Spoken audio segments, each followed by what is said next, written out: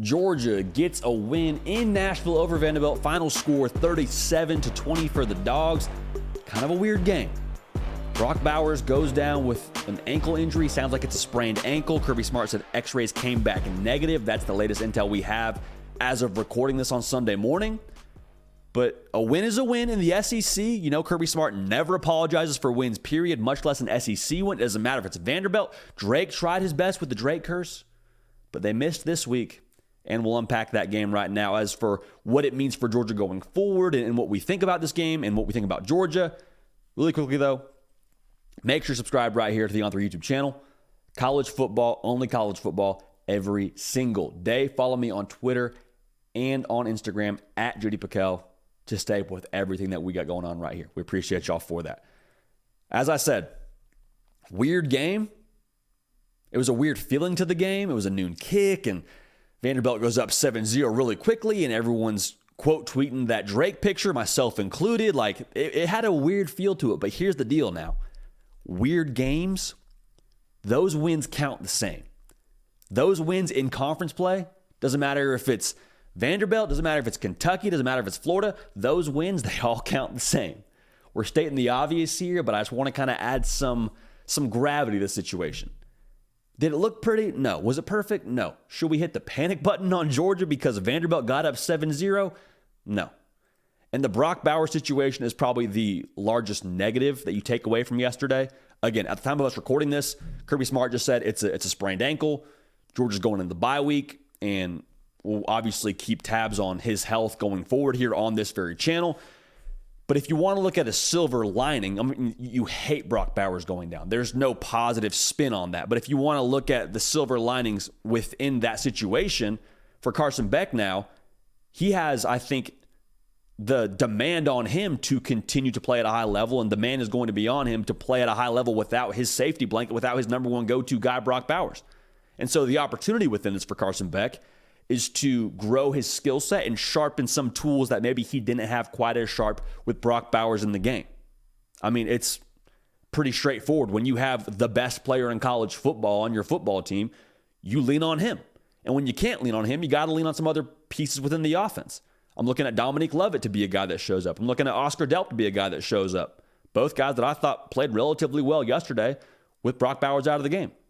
And so I think the other part of that is the running game for Georgia. Yes, it was Vanderbilt. I don't care. You ran for almost 300 yards. I don't care when it happened. I don't care what it looked like. I don't care that a lot of them were late in the fourth quarter. Even so, man, to run that way, it's a confidence builder, an identity builder. And I think Georgia now has the task in front of them to be able to find their footing as an offense. We saw them do it against Kentucky. You hated the way it looked against Vanderbilt early, but even so, man, like, the offense still found a way to score 37 points. Like, it's hard to be too upset whenever you score 37 points on an SEC team. Now, I'd also say this. You see a lot of room for growth. Like, if you could dial up the Kirby Smart special heading into a bye week, obviously you're happy Brock Bowers gets a week now to get healthy before Florida, but you have a ton to coach up from this game against Vanderbilt. It was sloppy. There was turnovers. There was missed assignments on defense. I mean, the first play of the game is an RPO bust by your defense, and they score a touchdown. Like, there's so much on tape now. I promise you, Kirby Smart rubbing his hands together, they're going to get after it in Athens. I promise you. During that bye week, it is not a rest week. It is a regroup week. And this game, in a lot of ways, I think, again, went back to their regroup and respond mechanism that we've seen them have to activate a couple of times, and they did it again against Vanderbilt. And so now that muscle continues to get stronger, and you don't want to sugarcoat mistakes, but I do think you have to understand there's still some value in having your best football ahead of you when you're in October. So when you look at this game as a whole, man, like, there's going to be a lot made about, well, was Vanderbilt, were they down 7-0? Well, Carson Beck had that bad interception. Like, you got to take it at face value. Like, did Georgia play their best game? No. Did they win? Absolutely.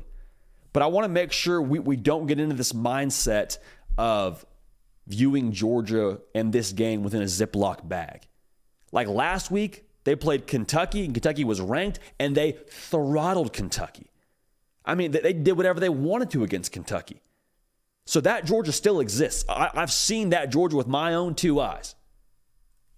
That Georgia team that played yesterday wasn't nearly as impressive. But you can't sell me that Georgia has real problems because of the way they played against Vanderbilt when they just throttled a good Kentucky team the week before. The concerning thing, I think, if you're in Athens today is, well, hey, maybe it takes a logo to get Georgia a little bit more ramped up and ready to roll. You hope that's not the case in November. The good news is there's a lot of logos in November for Georgia to play, but like even so, you would hope that it's a little bit more of an internal charge for them when it comes to the rest of their schedule. I'm excited to see what they do the rest of the way, man. I think the confidence that they have internally is only going to build. And if you're confident on the outside looking in for Georgia, should be in two things. One, the chef, and two, the ingredients. Best coach today in college football, which is Kirby Smart, and arguably a top 3 or the best roster in college football. From where I'm sitting, I think it's only a matter of time before that comes together perfectly and before that hits its stride at just the right time, as Kirby Smart teams have been known to do. Let's not read too much into the Vanderbilt game. Obviously things to coach up, obviously things to get corrected, but with them getting the bye week now going into the Florida game, I think Georgia is about to start putting it together here in a very real way. We hope Brock Bowers is healthy. We hope he's able to get back on the field against Florida. We'll talk about that as we move forward throughout the week. Make sure you subscribe right here so you don't miss a minute of what we got going on right here on the Hard Count. I'm JD Pickell. We love y'all. We appreciate y'all. We're going to keep this party rolling. We will see y'all next time. Hey y'all, thanks so much for watching. Subscribe to the channel here to make sure you don't miss an episode of the Hard Count. Also be sure to check out other videos on the On3 YouTube channel.